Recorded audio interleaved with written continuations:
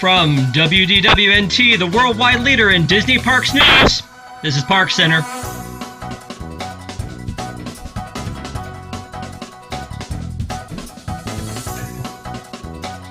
What's going on, guys? Happy Wednesday night. Welcome to ParksCenter. We got a great cast tonight featuring Tyler Mann. You're muted, buddy. Already blew it. Blew it. Right out of the gate, buddy. Congolese, everybody. And Jill. Hello, everyone. Kamila. Hi, happy Wednesday. And from the Bay Lake Ballers, Mr. Pete Carney. Sivako, everyone. It is a pleasure and honor to be here, and I wish you a very happy Wednesday. It is a happy Wednesday, isn't it? We got a lot of stuff to talk about tonight. There was a bunch of stuff that happened, but I think one of the biggest things that happened was a little news about the Jungle Cruise. So let's talk about this first. I know, right? It's crazy. And who wants to go first with it? You know what? I'm going to go to Tyler on this first because Tyler was the one who went, hey, if y'all are talking Jungle Cruise, I want in on this. So Tyler. Well, we should preface. I mean, if people are watching, let me just say, because like the whole point of the show is you have to learn a little bit, is that they are changing the Jungle Cruise in a significant manner this year. So what they're doing is they're tying in a brand new storyline. They're not tying in the movie, which everyone thought they would do. Rocks will still be Rocks and not Dwayne Johnson. But now you are following a skipper, and then craziness ensues. There may be boats full of monkeys and chimpanzees. You see the skipper right there on the post, an iconic scene. So changes are coming. A lot of people are saying, if you haven't read the article on WDWNT.com, that they're making it more culturally sensitive. So now we should comment as a panel. Tyler? I'm going to tell you, cards on the table. Cards on the table. I didn't have that screen up yet, Pete. I was going to that, but you know what? I figured I'd vamp a little bit with Tyler. But thanks for jumping in.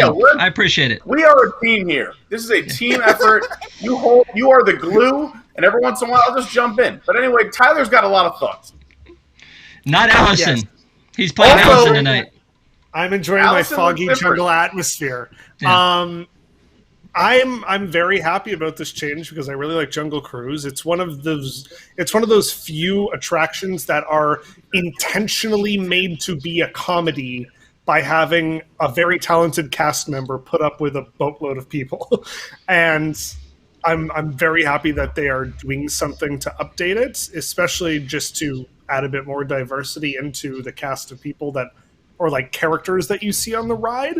But also that they're sort of going to tie it into the whole sea aspects because I'm diving way too hard into sea at the moment, and it's always good to see more of that. I would love to hear what everyone else thinks. I'm Allison. I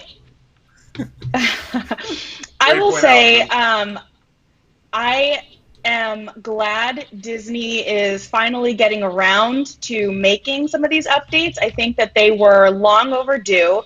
I will say, even though they've confirmed it doesn't have to do with the film, I do think the timing of this has to do with the fact that they'll be releasing the film and there's going to be increased scrutiny potentially, on the ride. So it's kind of just in time for that. And they're definitely not at the cutting edge of, where maybe the rest of society is on this. I feel like they waited until they absolutely had to do it, but good for them for finally, getting around to it. Yeah. Yeah, I'm optimistic for what this is going to look like because, we talk all the time about when Disney changes things, what is it going to be like? Are they going to make it better? And, people like to point to Runaway Railway as not being better than the thing that came before. But in this case, I think it's watching that video of the Imagineer, whose name I'm not going to remember now, but he was a longtime Disneyland Jungle Cruise skipper. So we've got somebody here who knows the ride, who loves the ride, and he is playing a huge role in rewriting the script for what the new ride is going to be. So I have a decent level of confidence there that this is going to be done well by somebody who cares a lot about the ride. And just the plot line that they're proposing, I think, makes a lot of sense. The idea that you're kind of going on this expedition and seeing the calamity that befell an expedition before you. I think that's a fun idea. I love that they're talking about there's going to be a skipper animatronic added to the ride. So I think they can do a lot with this, keep it of the same vibe. They talk a lot and acknowledge full on in what Disney has put out about this, that they're going to keep the Mark Davis feel of it. So I feel like of all the things that are coming down the pike, this one has a lot of possibility to be as good as we want it to be. Very cool. I know we ran out of time. Can I just put a little cherry on top? That's all. I mean, first of all, we started with you. Let's end with you. Oh, no, not you. Go ahead. Oh, I mean, I was only describing the story. I didn't give my opinion, Rob. But anyway, the Imagineer's name is Kevin Lively, and I love that they have an actual skipper, a passionate skipper, who has been a skipper in multiple Disney parks, clearly someone who loves this story, loves this attraction, has a history, wore his C-pin, his little... I loved that. That made me feel happy. And granted, we know, like, great Imagineers have made some missteps, but... again, like, I'm just super excited. We're not getting IP. We're getting, like, real changes that are not IP based. And this can only mean good things. Like, even I'm sure, like, they're not going to refurbish the whole thing and not give everything, like, kind of like a fresh coat of paint and give us some WD-40, as I said in the live stream yesterday. So I'm just super excited for this. I'll leave it at that. I have a lot more I want to say, but go watch some live streams. You'll see my entire thought process. This is a good change. Very cool. So we'll move from that to what I'm calling the Widway bumper cars, because this was very entertaining. So we have this on our site. We got video of the bumper cars here. So basically, they're still working on the Peoplemover, and we have this video of the cars would move in, and then the next car would come in and smash the heck out of it. So I mean, that's kind of entertaining. I'm sad because I love the Peoplemover, but it was kind of funny to see this car come in. Yeah. So Jill, are you ready to jump on this thing now? It looks like it's ready for people. So maybe not. So I think the refurb was supposed to end this weekend. I believe January 30th was the last day of the refurb. Yeah. So I'm kind of a little scared because this is happening 3 days before the refurb is supposed to end, and that doesn't seem good. But also, so these collisions have happened before. They have been the basis of some lawsuits that have been filed against Disney. And so our article about this talked about, like, speculated a little bit that maybe this refurb is trying to solve the problem of whatever it was that was causing these collisions, which resulted in some lawsuits and,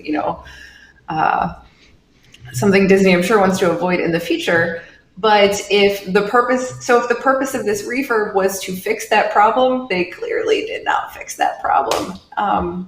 And it's been down since the parks closed. So I don't feel good about this. I really wanted the Peoplemover to reopen so we could go check it out. But alas, I feel like this refurb is going to be significantly extended now. Yep. Anybody else? I remember because I was, like, keeping track of the comments on the video and the articles, and a lot of people seem to be like, because we were like, we said they crashed into each other, which is how you would describe a vehicle colliding with another one like that. And they're like, no, they're just bumping each other. It's testing, as if, like, they're making sure that if two vehicles bump into each other, that they do continue on in the manner that the video shows, because it shows them, like, bumping and then stopping and then continuing along the pathway. So maybe it is just, like, letting them bump into each other and see how that happens. I can't believe that is true, though. I think it was interesting that people were trying to correct this. I mean, let it be known, like, and again, this is coming from my old background, like, you do test things for worst case scenarios, right? So I don't think they were, like, testing for the sake of crashing, and again, like, they more bounced than crashed, like, like we call it bumper cars, even in the title here. It was more of a bump and go. Now, granted, if people were on the ride when that happened, there would definitely be some commotion and things go. Like people would, we talk about lawsuits. You could say your neck snapped. There's kids on the ride. There's no lap bars or seatbelts on the Peoplemover. So you definitely don't want that happening. I just don't see Disney testing the worst case scenario during the day with guests, which is why I think those comments were sort of questionable. Hey, maybe they are. Like, maybe that's just work hours and the parks aren't at full capacity and they just don't care, YOLO. But I just don't see Disney saying, like, hey, let's see if we slam them into each other, the worst case scenario, and let's do it in the middle of the day in broad daylight while guests are in the park. So I just don't think that was the intended result for that time if I'm using just a little bit of my common sense. Now, granted, Disney hasn't always gone with common sense, but most of the time they have, for the most part. We're old Disney fans. So I just don't see that being it. I think this was just like an oopsie, poopsie moment. Well, speaking of comments, and in our chat, Arch Fox says, well, at least yours still moves, which, Disneyland. So that's a thing. Yeah. Rock and Roller Coaster starring the Peoplemover. There's another one. But, honestly... Also, my favorite comment of the night is someone said, I don't think Pete is a real person, and let's keep that between us. I think that's a very good comment. Yeah, that's solid. He's not human. So two things that I feel like we've been talking about for a while. Yes, the Peoplemover has been closed forever, and yes, so is Disneyland. Eating has returned to Disneyland. They are now allowing there to be food eaten on property again. That's it. They opened up all this shopping and everything for Disneyland down Buena Vista Street in downtown Disney. Shopping and eating, and then they were like, oh, psych, you can't eat here. You can come and get food, but you have to take it home. Beignets don't travel well. I don't know if you knew that or not. So if you take a beignet home, it's not going to taste good, is it, Kamila? How are you feeling? Definitely not. Definitely. So it's good news that the eating has returned to Disneyland. Get some more servers to come back to their jobs. And, Disneyland people love all of it. If all they can do right now is go sit at the, patio of Tortilla Joe's, they're going to do that. And they're going to be very thankful and happy to be able to do it. It'll be great for things that are inside DCA and the parts of it that are open, like Carthay Circle and those kinds of places. If they can start to return, hopefully they can just keep with the momentum and get things to a place where Disneyland, all of Disneyland, can actually be open. That would really be something. Yeah, and you mentioned the cast members. So we have a story on our site, Disneyland recalling 232 cast members to reopen food and beverage. So that's definitely good news. We like to see cast members coming back to work. I don't know how the rest of y'all feel about it, but any movement towards opening at Disneyland, I'm excited about. We've just been down this road before where they're opening, but they're not really, hey, we're going to open the hotels. No, that's not going to happen. So it's nice to see that this feels like recovery somehow, but I don't want to get too excited about it because obviously it could go away at any time. Anybody else want to throw a comment in about this one?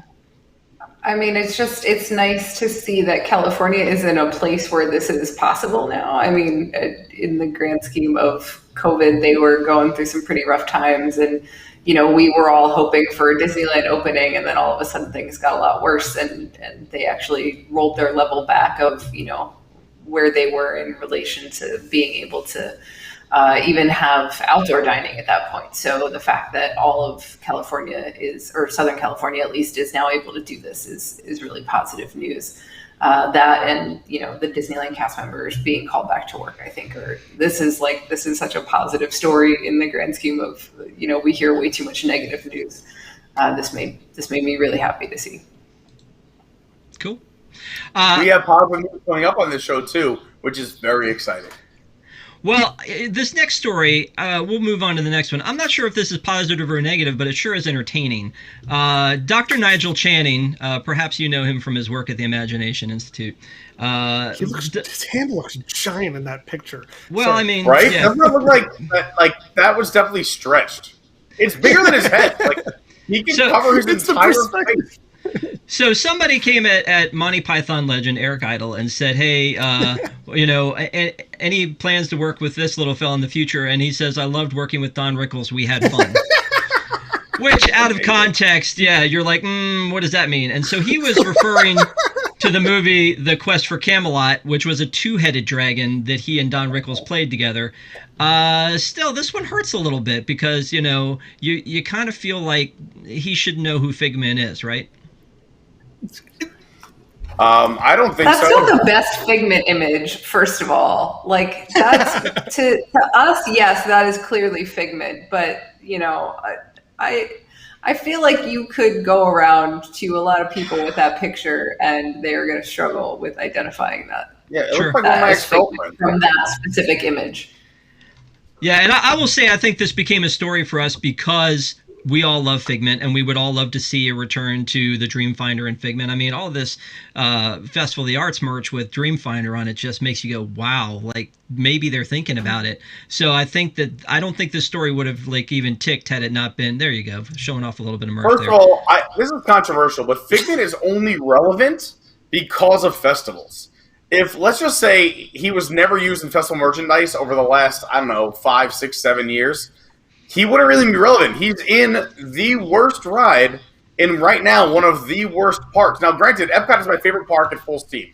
Don't get me wrong, everyone knows that. But right now, it's a war zone, and it is the worst ride in that park. It is the worst version of what it was. Now, granted, at its peak, it was amazing.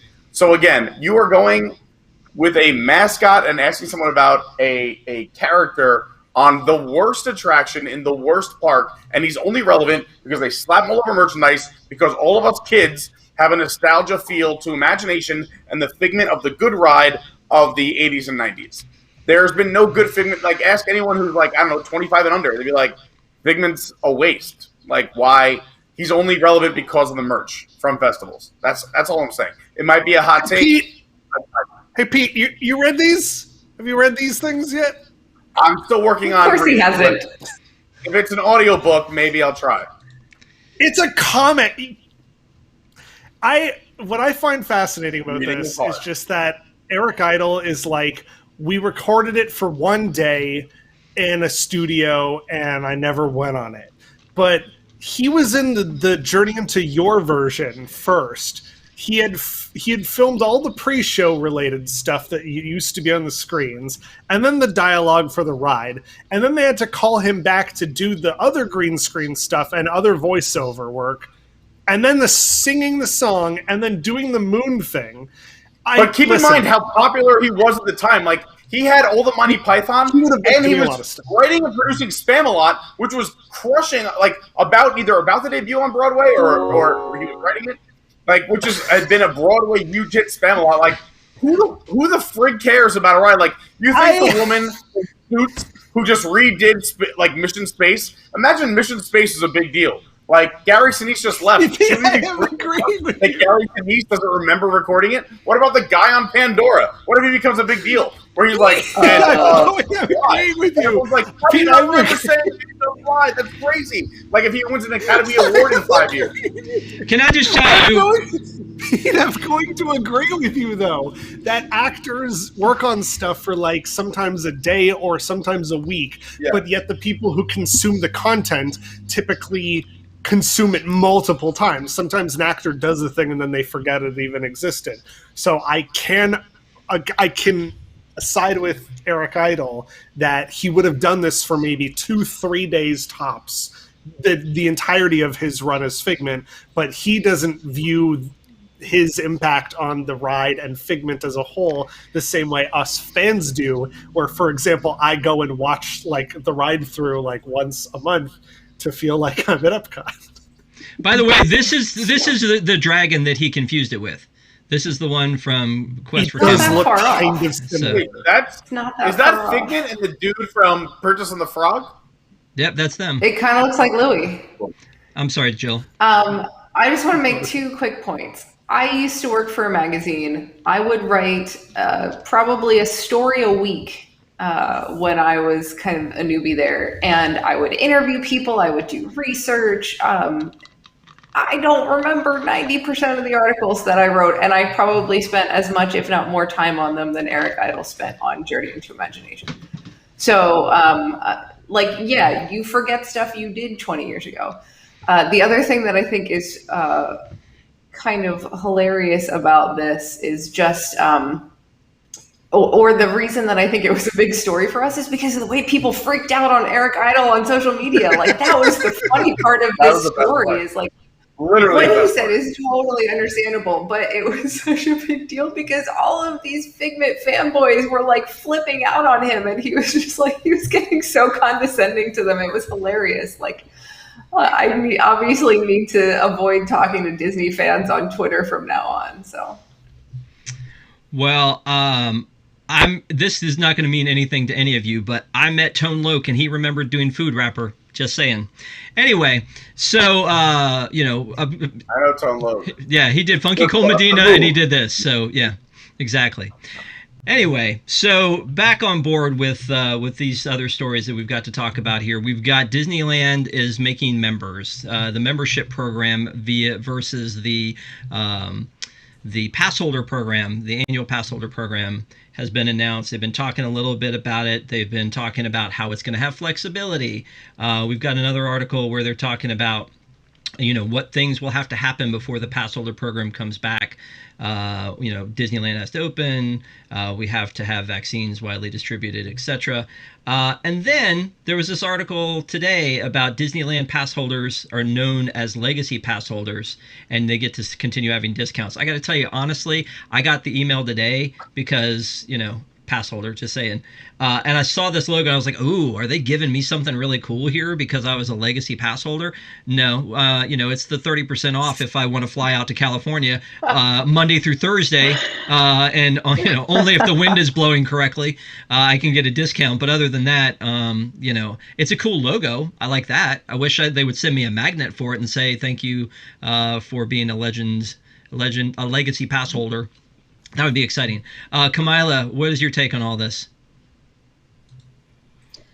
I mean, yeah, I read the news today of thank you for being a pass holder. Please continue to spend your money with us, and here's an incentive to do so.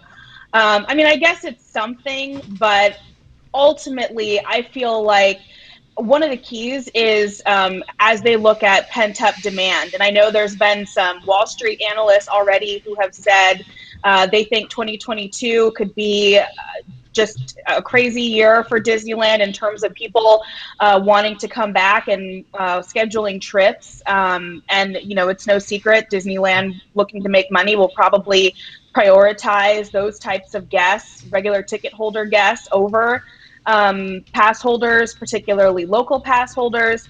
So I think it's going to be a while before the annual pass holder program, as we all knew it and some people loved it, comes back. And I'm going to be honest, as an out-of-towner, I still think there's a real opportunity for them to revamp this. You would get so often where pass holders would come into the parks just for fireworks, just for parades, just to see, a certain nighttime show, and you would literally see the parks swell. And so, I think it's not a bad thing if we don't go back to that. But I know I've been in a lot of Disneyland message boards, and the pass holders are struggling with this one. They just want to know what's going to come out. They are not liking the survey options that they're seeing so far. So it's really interesting over in Disneyland World. Well, Legacy also has a sour taste. Last time we left a Legacy, anyone who's seen Epcot in the last few months, those Legacies are far, far away. So Legacy is still a dirty word. I left a Legacy, me and the girl I thought I loved 15 years ago. We were right near in sync, and now who knows where we are, and I'm heartbroken about it. You can tell. Okie doke. So let's move on to that and to the return of entertainment. There's something entertaining about Pete anyway, but there's entertainment coming back. We're excited about that. It's a taste of a celebration of a festival of the Lion King show. It's really funny. Yeah, it's just a taste. It's just a touch of the Lion King. No tumble monkeys, for those folks who were looking for tumble monkeys. But I love the idea that like a taste of celebration festival. It's a little bit of it. At least it's coming back though, right? Yes. I'm excited. You know, when I first read this, I just thought like it would be a this is not going to happen by any means, and this is terrible commentary. But to me, it's entertaining. Is they just roll out the 4 floats because like there's actually no like cast members on them; they're all animatronics, and then it's just the woman in the sky because she's 6 feet away, and they sing a song and they go, "Thank you for coming to Festival of the Lion King." And that was it. Like, it just, to me, is like, how else do you... The whole point of that show is it's a theater in the round, which really, like, makes you feel like you're a part of the show. You're right there. Like, you can touch those characters. They're it's unbelievable. I'm super curious to see how they do this. But I am super, duper, super happy it's coming back. Entertainment coming back makes my heart flutter. So any entertainment coming back is good news to me. I don't even care what it is. Give me that entertainment. I'm with you, Pete. I was so excited to hear this news, and I just hope it means there's more. I would love to hear an update on Monsters, Inc. Laugh Factory. That's another one that surprisingly is one of my favorites. So I'm very excited about this. I'm interested to see how they do this too, because I think it's interesting that this was their choice of kind of what to lead with in terms of bringing it back, because it's such an in-the-round experience. There's a lot of singing, there's a lot of dancing, there's a lot of stuff that happens in relatively close proximity to the audience, as opposed to something like Finding Nemo, where I think they could much more easily bring put in some social distancing measures in between the cast members, maybe cut back on the cast members who are on stage for like more chorus type of things, and probably redo the show just a tiny bit to accommodate for that. So I thought this was an interesting choice of things they brought back, or something like Laugh Floor, to Camila's point, that, there isn't a performer that needs to be interfacing with the audience really. So why was this the choice of what to bring back when you've got things like, everybody loves the Tumble Monkeys. It's one of people's favorite parts of the show. And I get why you can't do that during COVID. That just seems like a bad idea to have people rolling around and jumping on each other's shoulders and all that. I don't know, just interesting choice of what to lead with. Yep. Agree. Hey, Pete, are you taking care of this in chat? They're afraid that you broke up with your girlfriend because of what you said about the leave a legacy. No, that was a girlfriend who was a CM who was older than me when I was in college. Fun fact, my current girlfriend, that girl I broke up with was the president of her sorority when she was pledging. But no, me and Lauren are still together. Thank goodness. We're all good now. All right, so moving on to from a taste of a taste of entertainment to a taste of the Epcot International Flower and Garden Festival. So we got a taste of every festival. This will be coming around again, even though we sort of got a taste of the Flower and Garden Festival last year when we had all the merch that was left over during Food and Wine. So we had a taste that lingered. Yeah. So no. So they've got the outdoor kitchens have been announced for this one. They've announced topiaries. There's nothing new topiary-wise, but they've got the topiaries are coming. And then entertainment with Voices of Liberty, which is a show that's, they're doing the Disney Songbook now. I assume this will be somewhere along the same line. It feels like this is almost, and it runs through July. So this feels like it's going to be another year of straight through festivals without a break in between. Jill, are you ready for that? I mean, do you have enough money for festival merch? Because you're going to have to buy all of it, I am super grateful that there wasn't actually that much Festival of the Arts stuff to buy. Although, the point of Festival of the Arts is really to buy the artwork, which Jason partook of extensively while he was here. But Flower and Garden is rough because there's like 5 lines of merch they usually bring out for this and like 2 different pass holder bands. And it's definitely a money suck as far as merch goes. But I appreciate that they're kind of, they know where they're at. They know where they're going to be from March through July. It does seem a little bit longer than it needs to be in terms of, I think Flower and Garden usually ends somewhere in June.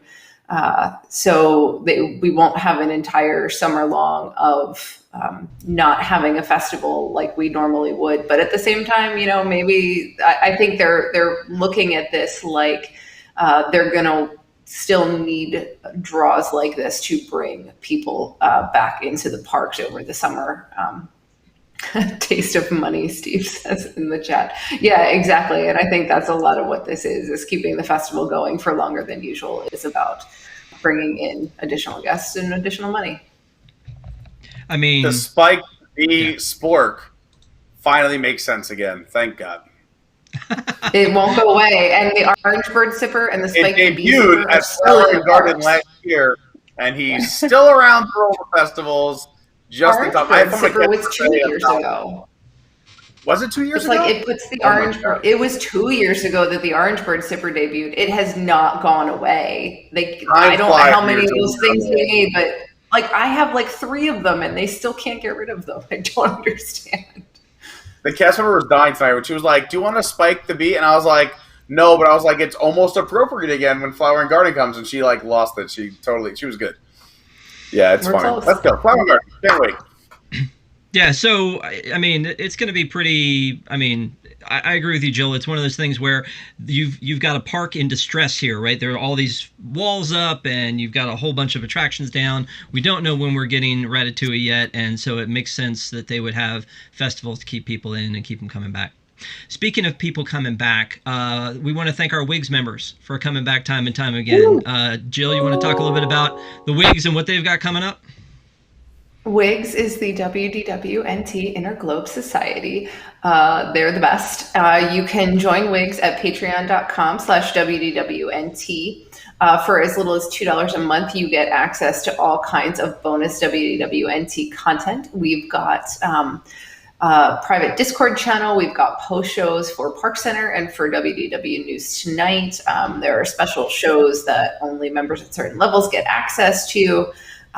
There are core bucks that certain members get access to let you buy things off our prize wall. There's all kinds of awesome stuff, but the most awesome things about WIGS are the people who are our WIGS.